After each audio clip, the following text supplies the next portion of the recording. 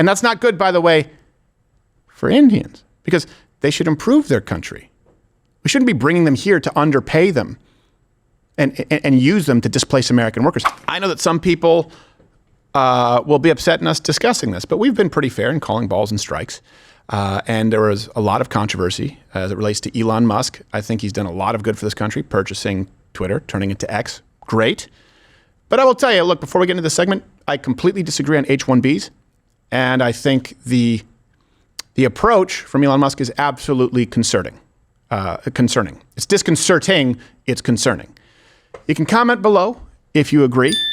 I don't like to see infighting, but I also don't like to see people being swindled. And I certainly don't like to see people on the right advocating for policies that would cause irreparable harm to the American worker when it is completely unnecessary. And the only people who have an interest in this are those with a profit motive in giant tech companies. And I'll lay out the case for you, okay? This doesn't mean that Elon is wrong on everything. I disagree with him on H-1Bs, and I disagree with banning people who are critical of you on a platform that's pro-free speech. Yep. So to set that up, last week, Elon spoke with, I believe, Alice Weidel, Germany's the AfD, and he reiterated, this is good, his defense, his stance on free speech. Without freedom of speech, people are obviously not able to say what they want to say, and then they cannot make an informed vote. So if people are simply fed propaganda and have no access to what's really going on, then they can't make an informed vote, and then you don't have a real democracy. So that's why I say, free speech is the bedrock of democracy. There must be free speech in order for people to make an informed vote. Completely agree. I would take it a step further. It's not just about propaganda. If you suppress open debate, people can't make an informed decision or vote. Like with H-1Bs. So Mr. Musk has repeatedly referred to himself as a free speech absolutist. Again, great. Does the tree bear fruit? This happened while I was gone, was really concerning, to be clear. And not just because of the approach, but again, because of the policy H-1Bs. It's a scam. And it's a scam because people now saying it's a good thing, like Vivek, said it was a scam. I'll show you the clip. So, and let me ask you where you guys line up on H-1Bs. I understand the idea of brain drain. I understand bringing the best and the brightest from other countries to the United States so that we have the best and the brightest. And we're not competing against other people and their own intellectual resources. I understand that. That's not what is happening with H-1B. So this debate started on X. Laura Loomer criticized Trump appointing, I believe it's Sriram Krishnan. I hope I have that. Sriram Krishnan. I hope I'm pronouncing it right. A senior AI policy advisor, okay? This was the post. How will he control immigration in our country and promote America First innovation when Trump appointed this guy who wants to remove all restrictions on green card caps in the United States so that foreign students, and okay, it goes on, can come to the United States and take jobs that should be given to American STEM students. Okay, now let me be really clear here. I also understand, and I've said this for a very long time, that be American, buy American isn't necessarily true. Sometimes American-made stuff is crap. And sometimes certainly union-made American stuff it's non-existent, where we simply don't have the manufacturing in the United States, in which case I understand international economy and trade, so long as it's done fairly. I am not saying that we need to shut ourselves off from the world. That is not the debate over H-1B visas. Now, this came from Laura Loomer.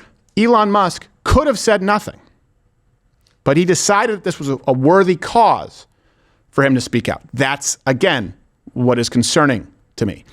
He said, the reason I'm in America, along with so many critical people who built SpaceX, Tesla, and hundreds of other companies that made America strong is because of H-1B. Don't agree? Then he said, take a big step back and F yourself in the face. I will go to war on this issue, the likes of which you cannot possibly comprehend. The issue, lifting the cap on H-1Bs. Then, what I would say resembles a leftist tactic. Not saying he is. Maybe he doesn't know, but the rhetoric sounds the same. He said the contemptible fools I'm referring to are those in the Republican Party who are hateful, unrepentant racists. They will absolutely be the downfall of the Republican Party if they are not removed. And he was talking about, of course, people who were critical of H-1Bs, largely those coming from India because it's a huge majority of H-1Bs. And this is where I've said before, the new phrase for the year, I'm fine with it. I'm fine with it. If you say it's racist, for me to say there's nothing from India that I want to import, unless there are people who cannot be found in the United States, such brilliant innovators, engineers, CEOs, people breaking ground, okay, fine. That's not how the system is being used. Outside of that, there's nothing I want. Even to just by osmosis, there's nothing I want from India. Not the culture, not the religion, not the government, not the mindset, nothing. I think it's all bad. And I think the mindset is incompatible with the idea of America first. That's my opinion. You think that's racist? Okay, I'm fine with it. Comment below. Also, on calling balls and strikes, you got to give him a little bit of credit in that second part to take a giant step back. And after that's a Les good Grossman. Yeah, it's a good quote. It's a pretty good quote. It's funny. If you're going to be a jerk, that's a good way to be a jerk. Now, this is having been through the Vox apocalypse, where we haven't been monetized on YouTube for a very long time. That's why we're on Rumble Premium. Chris Pavlovsky at Rumble has stepped up and supported us. Yeah, big time. The justification from those at X, well, you have the right to speak, but you don't have the right to be paid for it. And as I understand it, Laura Loomer lost her individual subscribers over 2,000. YouTube said no one could run ads, and they throttled our channel, which was terrible and caused damage to the tune of millions of dollars a year, but you've made up for it. Rumble Premium, Mug Club members, thank you. Yeah. They didn't say, we're not going to allow Mug Club members at all. We're not even going to allow individuals to support you. The exact same rhetoric that we saw from Elon here, again, has me concerned. Yep, just big time. Let me lay out the case. He also removed verification from users who were critical of him on this subject of H-1Bs, and he suspended others. And again, what he said, exactly, the First Amendment is protection for free speech, not paid speech. That's exactly what YouTube said and Vox said. But if you're selecting who gets paid and who doesn't based on a point of view, or even worse, based on being critical of your point of view, look in your rearview mirror, there's free speech absolutism. Yeah. You could do one of those things where you say, who said this, and put this quote out there, and you would swear this was like Susan Wojcicki circa 2017. Right. That's exactly, when I saw that, I was like, holy crap. Okay, Elon, you gotta fix your thinking on this, or you're just completely wrong and don't understand what you just said, because what you're doing is worse than Google. Google said advertisers don't want to be next to your content. They had some cover for that, right? What you're doing is saying, even if people want to personally give you money, no. Yeah. That's like what Justin Trudeau did let me tell you this. Canada. If I spoke out the way that I am right now, and all of you, Mug Club, Rumble Premium, if instead you were subscribing, you were X Premium members, our entire livelihood here would have been shut off. Gone. And you know what? And I would welcome Elon Musk to come on the show and have a very subdued, a very, very rational dialogue about this, where we can air our disagreements and hopefully come to some common ground with the American. I hope that he walks it back, but no. If people now say, well, I expected Donald Trump and this administration to uncap H-1Bs, that's just not true. No, that's not what we voted for. And I will tell you this. I know the position of those at Rumble on H-1Bs, and you can join right now. Rumble Premium, you click that button. We're going to continue with this segment. We're going to continue here right now on Rumble, but on Rumble Premium, it's going to get wild and woolly. Let me get to the reason to why people may have a problem with H-1Bs. And it's not because something melanin brown. Quickie Mart. It's not that. There's a real reason to have a problem with it. There's a reason that Vivek Ramaswamy had a huge problem with it only a couple of years ago. And I believe even on this show. Kind of like when he was supportive of the TikTok ban until he was against it. I don't know why. People can change their minds. I haven't. Certainly not on H-1Bs. So, according to the Department of Labor's website, this is how they describe H-1B. The H-1B program applies to employers seeking to hire non-immigrant aliens as workers in specialty occupations or as fashion models of distinguished merit and ability. Now, okay, fine. All right, fashion I'm models? good on the last part. Yeah, I understand it, and I get it. You can Google brain drain, read up on that. I understand that as a form of policy. That's not what is happening with this program, and let me make the case here for you so that's irrefutable, so that you know the game, and then you can vote on it. It's time for Claim Truth. Okay. So if you want to say this is racist, fine. If Elon wants to say this is racist, fine. I'm okay with it. But let's go to the claim here that they make, that H-1Bs are capped, for example, at 65,000 visas per year. Okay, that's the claim made by the left. All right.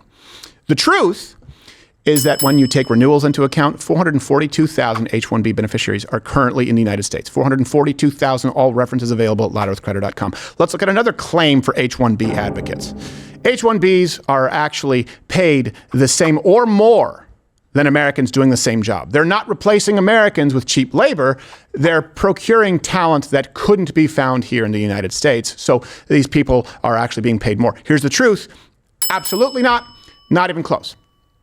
There's so many references for this segment. I hope that you go look them up. H-1B salaries are at least 17% to 34%. I've seen numbers as high as 40. These are conservative numbers. 17 to 34% lower than the actual median salaries for those professions when employing Americans. The largest H-1B employers, by the way, they save about an average of $41,000 per year per employee. Who are the largest employers? Amazon, Google, Apple, Meta.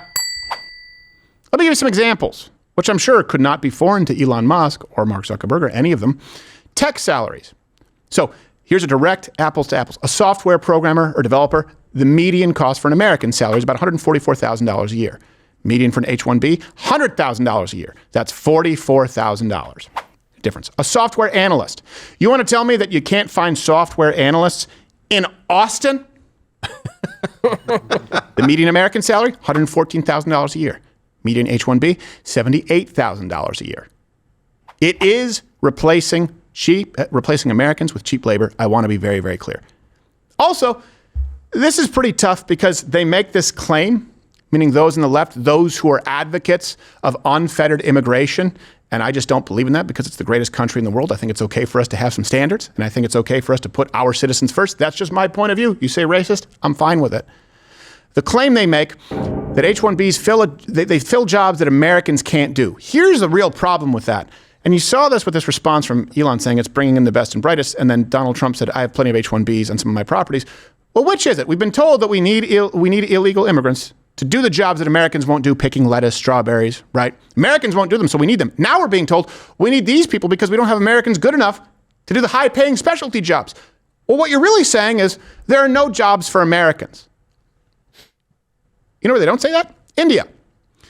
So Elon Musk posted on X, there is a permanent shortage of excellent engineering talent. It is the fundamental limiting factor in Silicon Valley. That's not true.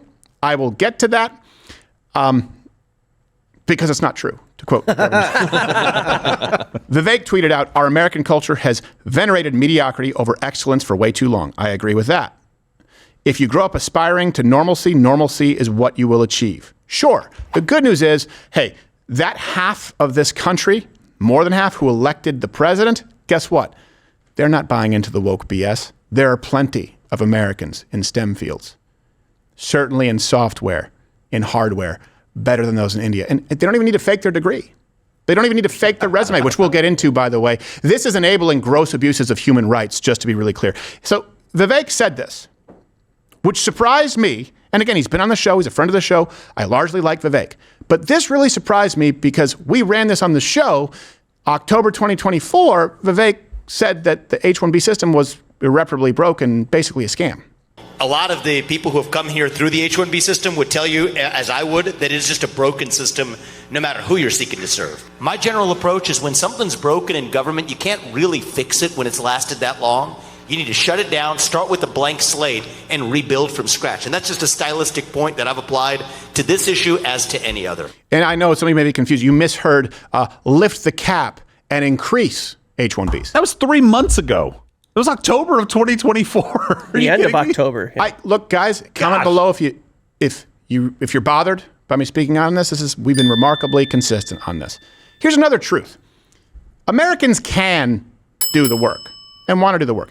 65% of all H-1B petitions that are approved, they're somewhere in the computer-related fields. Yeah. Okay? So here's a study by the National Academy of Sciences of the United States showing that Americans, they're not falling behind in STEM fields. As a matter of fact, they're ahead. They show higher levels of skills in computer science than counterparts in India, China, Russia. Now, do I agree that you probably have some mediocre millennials or Gen Z who don't want to work hard? Sure. But this is a country of over, where are we, close to 330 million people? Is that where we are now? 330, 340, 350, 350 million people? You're going to tell me that there aren't enough Americans skilled in these endeavors, so you have to go to India? Question. If that's the case, why does India still look like India? Here's another truth. By the way, I mean, it sucks. I mean, India doesn't look very good. I mean, I don't look at India and see, got to import that shit. That's not what I look at. Just because of the poop on the ground? Come on. Yeah, just because of the poop on the ground. They've had plenty of people. A steamboat of poop. Hungry seagulls. India has had plenty of people and far more time than the United States. Look at the United States, look at the Western world, look at one of these things is not like the other. That's my opinion. You say racism, I'm fine with it. Here's another truth. Assuming that everything I provided for you here was inaccurate. Most people don't know. It's still rife with fraud. You see it all across H-1Bs. So there's an Indian degree mill that sold more than 36,000 fake degrees for would-be H-1B beneficiaries. It's very easy to fake, and no one is checking. Less than 2% of H-1Bs are checked for compliance on an annual basis. Jeez. That's half the annual H-1Bs if they were all accepted. And we can't know. A lot of this is just, it's not an even playing field. It's not an even playing, and people who work in these sectors will tell you, there are entire mills. And not only that, but they also skim off the top. You're about to say something. So the 36,000 was over time. They did a report on it, but that's just one company. That's one company. That's one company that's out there. If there are 100 companies, it's a giant percentage potentially each year. I went to the Ivy League of India. What is it? Phoenix, Harvard. It's DeVry, Stanford. Hogwarts. Wharton. Are you making things up? Yes. I went to Not Your Dame. Yeah. Oh. Here's another truth for you. There are plenty of Americans right now who are qualified, who are better, who want those jobs, but companies instead decide to underpay foreigners to do those jobs. So half of the H-1Bs went to these staffing or outsourcing companies. Jeez. And actually, in 2024, the staffing company Cognizant was found guilty of discriminating against Americans in favor of Indians, just to be clear. No. Cognizant was the company with the most H-1B approvals, 2013 all the way through 2019, and then 2024. They had a good run, and then they made a comeback 2024. And here's something else, too. So you have people who are not better than Americans, people who are coming from countries that engage in degree fraud and resume fraud or inflation. And then these companies who favor people from these nations skim off the top and take commissions. So just the Indian staffing company, HCL, $7 billion in their annual revenue came from the United States H-1B market alone. Wow. $7 billion. It's illegal. They're not supposed to take commissions. Ever seen a house in your neighborhood with 6 Indian families living there? We all have. And that's not good, by the way, for Indians, because they should improve their country. We shouldn't be bringing them here to underpay them and use them to displace American workers. Again, this is my opinion. You say racism, I'm fine with it. HCL was also caught underpaying H-1B beneficiaries by $95 million a year when you're talking about their annual undercutting. Jeez. And here's another thing, too. If these don't point to you, see these salaries, you're saying, well, maybe we just don't have any software analysts in the United States. We suck at everything. I don't agree with you. But here's another truth. There are so many H-1B jobs that any American can do. Hey, let me ask you this. You think H-1B best and brightest. Maybe you're thinking like some engineer for Mercedes who's coming to the American headquarters, who's so skilled that they need this person here. I understand that. Same thing, you see it all the time in the entertainment industry. You need a comedian, you need an actor. Hey, guess what? You have to bring them here because you don't have the American to fill the role. I get that at the elite of the elite of the elite. Let me ask you if these jobs sound like they would qualify for meeting that criteria. Pickleball coach. H-1B salary, $90,000 a year. A baker, no American bakers, H-1B salary, $36,000 to $38,000 a year. Yep, it's used for that. Massage therapist, H-1B salary, $30,000 to $52,000 a year. Bringing in the best and brightest massage therapists from India. They don't even have the grip strength. Well, that's before happy endings, though. Yes. How could we The need salary a is much higher. coach? That's a lazy sport invented in America. This is a system that is being abused. It's being abused by American tech corporations who want to displace American workers and underpay them. And it is being abused by those in government to try and purchase votes. And it is being abused by these third-party staffing companies in India or who bring people from India to commit fraud and to take a commission. I don't know why Uber driver wasn't listed. It's like every single Uber driver I see. Every time I'm missing an egg roll, I'm like, oh yeah. You mispronounced pickleball coach. Here's, by the way, I only really found out what pickleball was like this year. I know. I was like, wait, it's just tennis on a smaller court? With a bigger racket? Why? Bigger ball? It's the H-1B of Because sports. you can't play tennis at 60 and they needed something to do, Steven. I don't know. It seems too fast for old people. I don't like it. So here's another truth, by the way. Indian students who are looking for tech jobs dominate H-1Bs. 72% of H-1B beneficiaries are from India. So don't say that it's racism for someone to specifically speak out against H-1B and mention Indian immigrants. 72%. 72%. China's about 11%. 1% or so from the Philippines, 1% from Canada. Okay, 65% of all H-1B petitions that are approved, they're computer related, a lot of them. And something else too, we have a real problem with getting people here on student visas and then automatically H-1B. 72% of H-1B beneficiaries were here on some kind of a student visa before that at one point. Let me ask you this. You say it's racist for me to say, hey, I think that we have Americans, and by think I mean know that we have Americans who are qualified, who are better, who want these jobs, who want to be paid fairly. By the way, this is not capitalism, lest you socialists, former Bernie bros try and throw it at me. This is cronyism. If I say, hey, hold on a second, we should focus on Americans first, and there's nothing about India that I want to import here as a matter of culture, history, or mindset. You say racist. Let me ask you this. Your stance, correct me if I'm wrong, is you believe that there's something about being Indian that makes you an innate programmer? What? Why? What other proof would you have that Indians, by birthright, are better programmers? United States. I don't know all programmers in the country, and I don't know all people in tech, but I have spoken with tech support. Not super impressed. To be fair, every time they tell me to turn it off and turn it back on, they're right. That's true. It does work. That is true. And I'm going to actually get to solutions here. I believe that this is an issue that can be solved, H-1Bs. And in this new year, we've decided, you know what, we want to be different than people who just bitch. We often do this, but we need to outline it a little more clearly. 5 steps that we can take so we can solve the issue and still be able to bring in the best and the brightest in this country. At first, in response, by the way, to stealing all of their talented engineers, you can continue watching with us on Rumble Premium as we go through this solution. India is actually firing back and stealing American actors. Well played. Oh, man, I'm so tired. Oh, I feel so sick. Oh. Drink piss.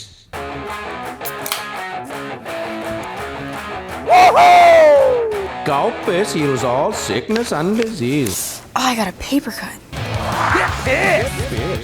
Cow piss helps you make drive less badly. Cow piss makes you have strong and run for fast. Get pissed. The hell was that? Cow piss makes like all bad things good things. Get pissed. Are you pranking me or something, Josh? What's going on here? Come on, I am pissed. Obviously, I'm pissed. Well, no, I just wanted you to take a sip of this piss because it makes like all the bad things good things.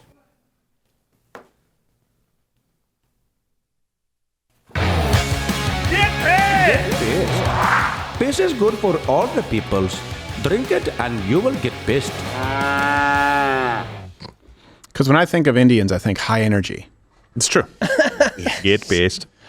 I know Bondi's going on. We'll get to that. I know it's a longer installment today. So far from. And hey, hi to all you new Rumble Premium members or former. If you're still watching on Mug Club or was serviced by locals, go click that video that's pinned at the top and see how you can, of course, for free, merge it with your Rumble Premium account so you never have to go off site. We want as many of you on Rumble now. The app is better, the experience is better, and you get ad-free, and you get everything else on Rumble Premium. You get everybody else who is available on Rumble Premium. The catalog is.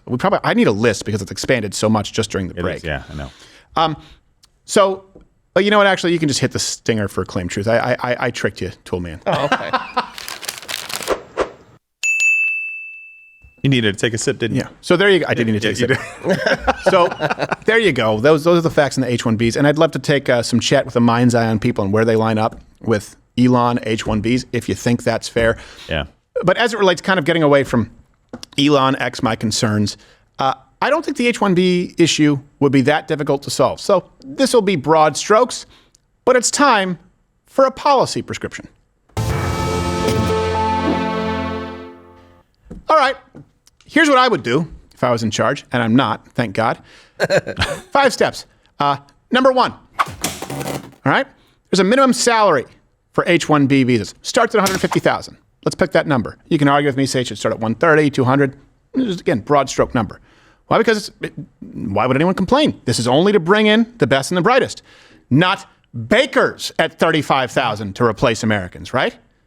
No American below that salary should be replaced by a foreign worker because all Americans would eventually be replaced by foreign workers. Step 2, have an additional tax on those working on H-1Bs. Why? Because you want to come to the greatest country in the world. You're leaving a place like India, and you should pay for that luxury. But we don't do that with American citizens. You're damn right.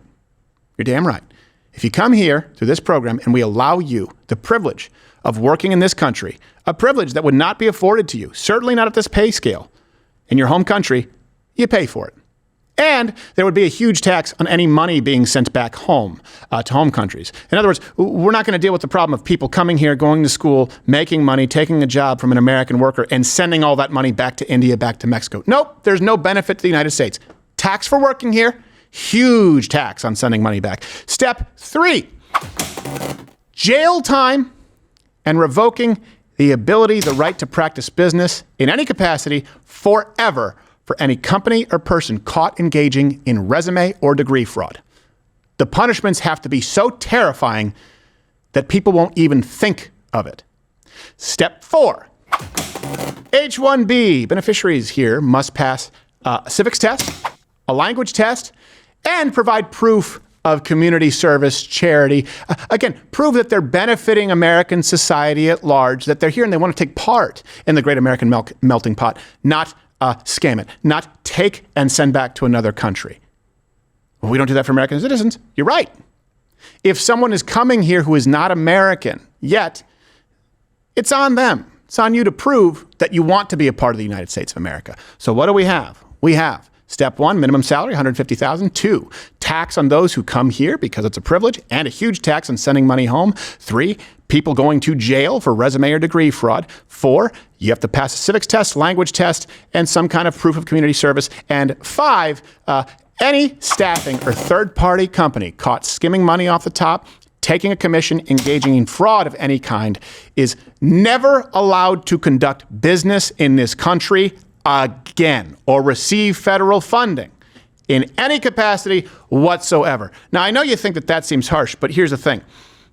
And I've thought about this. What I just listed, that affects the best and brightest coming from India, Germany, Sweden, Canada, the engineer for an automotive company, or someone who you actually need as a CEO for a tech company coming in making $500,000, $2 million a year, who would, of course, already speak the language and be happy to work here in the United States. It affects those people zero. But it eliminates the fraud and people from countries where they're basically given nothing more than the promise of slave labor. It prevents those people from coming in and making our country look like the one they left. You let me know if you think that that's pretty reasonable. If I was in charge, that's what I would do. That would be my policy prescription. It's racist. I'm fine with it. Hey, if you like this video or if you have strong opinions, comment below, where I will tell you this, the comment section on YouTube is the best that society has to offer. You won't regret it one bit. Or you can click one of these videos playing right here next to me in that box. No, not that one. That's embarrassing.